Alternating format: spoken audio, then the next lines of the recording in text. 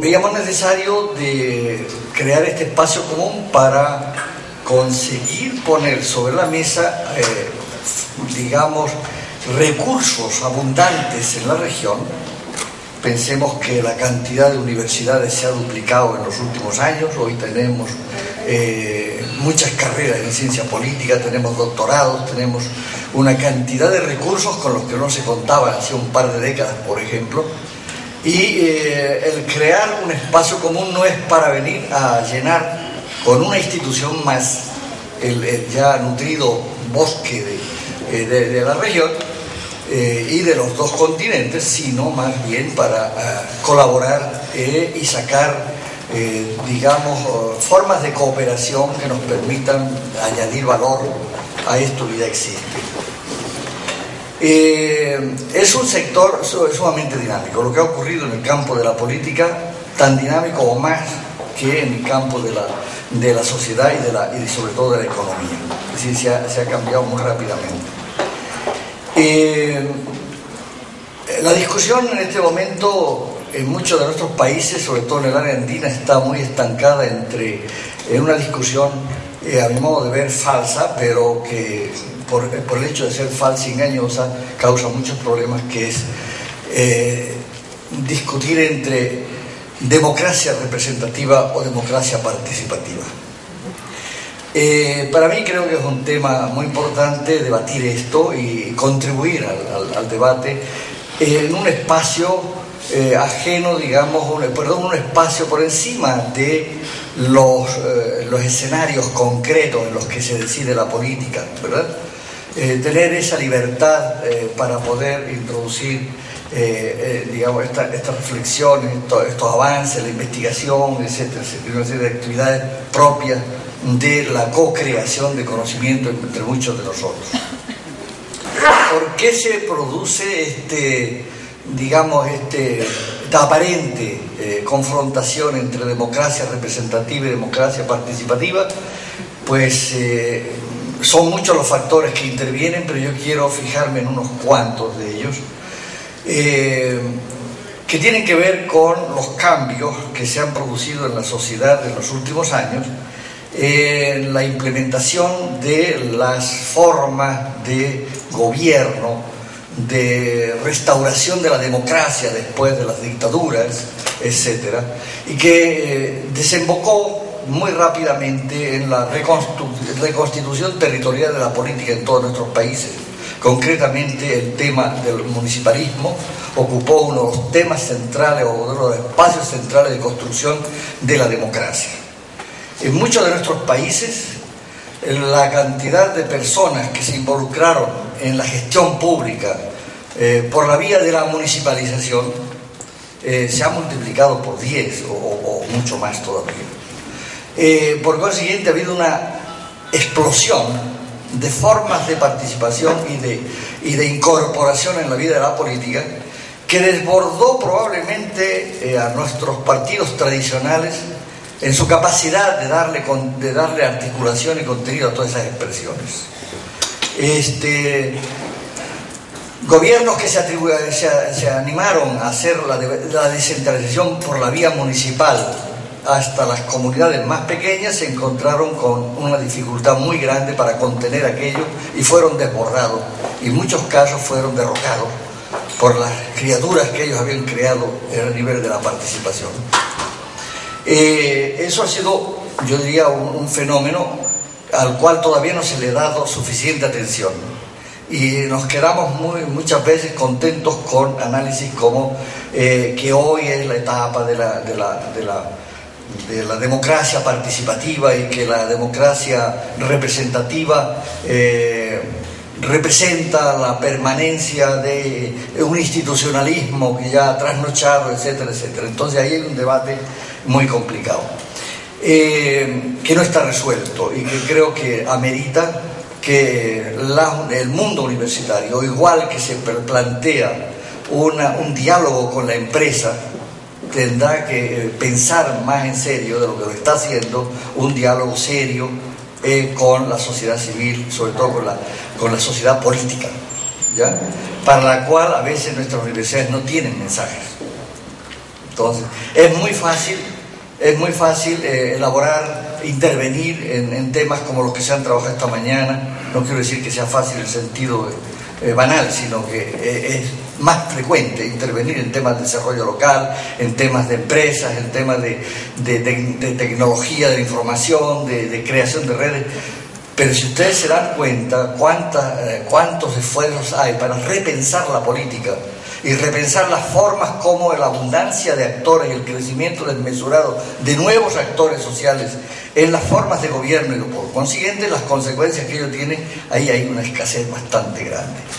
Y ahí es donde este espacio podría tener una razón de ser muy importante. Miren que se han multiplicado los actores, no solamente por la expansión de la política y de la gestión pública a los niveles locales, sino que la presencia hegemónica que tenían ciertos sectores sociales, por ejemplo, casos de la minería y otros sectores industriales, comenzó a pasar a un segundo lugar comparado con la emergencia de una cantidad de sectores nuevos, los movimientos de género, los movimientos ambientales, los movimientos indígenas. Es decir, había un crecimiento, una explosión, una efervescencia social enorme. De tal manera que por el lado de la gestión pública descentralizada, como por el lado de los nuevos sectores emergentes y que se relacionan con las políticas públicas, hay una demanda de comprensión de la nueva forma de hacer política. Eso ha llevado obviamente a una fragmentación. Y en muchos de nuestros países lo que nos encontramos son una especie de collage de corporativismos locales, de intereses muy particulares, que tienen una enorme dificultad de ser articulados a través de mediaciones con el sector público, con el Estado. Y ahí han surgido fenómenos interesantes. Yo me voy a referir a algunos de ellos en el área andina, por ejemplo, de una nueva clase, un nuevo personaje que ha ido surgiendo en la política, que son los brokers políticos. La cantidad de liderazgos locales que ejercen el papel de vinculación entre los movimientos y el Estado. El Estado que ahora, digamos, en peligro de una implosión total, ¿no? Se encuentra a veces abatido por la llegada de intereses corporativos, porque si trabajamos con un sistema de tipo prebendal y corporativo, entonces las presiones hacia dentro del Estado son muy altas y está llevando en muchos lugares, por ejemplo, a la circulación del personal del Estado, la inestabilidad de los equipos de gobierno, los hacedores de política están, digamos, amenazados de inestabilidad permanente ante la invasión de nuevos actores que llegan y que entran al Estado. Todo esto se ha ido, yo me animaría, te haré un trazo muy grueso, que se ha ido resolviendo a través de formas de presidencialismo contrarias a las tradicionales formas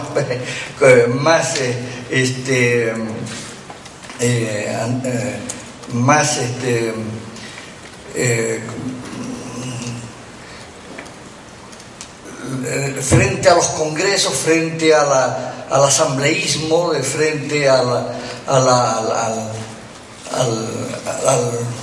la política tradicional de resolución de leyes, etcétera, etcétera.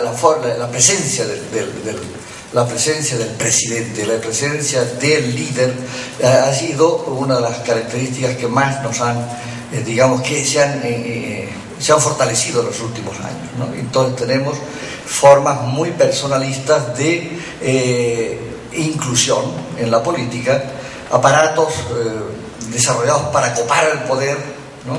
A como dé lugar de copar no solamente el poder económico, sino también ideológico y político. Bien, frente a este parlamento, digamos, frente a estas debilidades del parlamentarismo para resolver ese tipo de problemas, el presidencialismo administra liderazgos y genera, por consiguiente, una serie de formas nuevas de exclusión y de insatisfacción.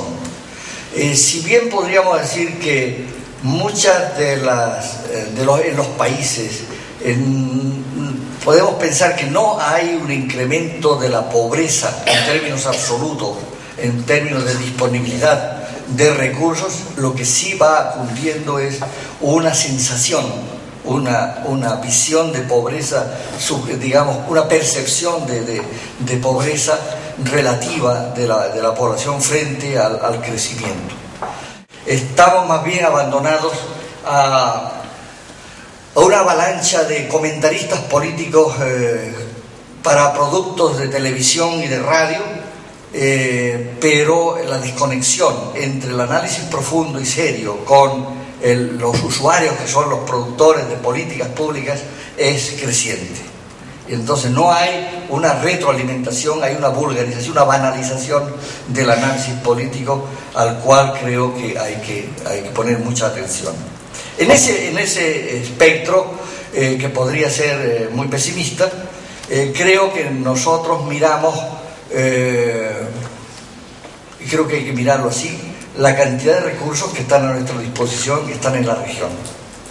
Hay grupos de trabajo, hay grupos de investigación, obviamente no vamos a producir uno más, pero sí creo que hay para un espacio como este la posibilidad de intervenir con distintas cosas, ¿no? Desde repensar los sistemas de formación superior, pensemos en nuestros programas de doctorado, de maestrías en estos campos, formas de actualización de muchos profesionales que ya no van a regresar a la universidad, pero que necesitan una retroalimentación sencilla, fácil, en un lenguaje asequible a ellos.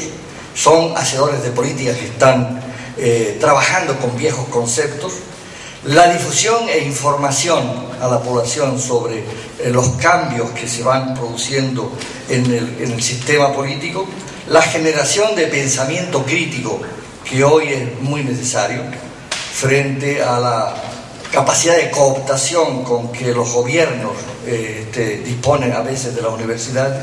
Es necesario espacio de enorme libertad, y un espacio como este probablemente es mucho más factible que el espacio propio de autonomía que tienen las universidades individualmente consideradas, que dependen en sus presupuestos muchas veces del Estado y demás se encuentran dificultades.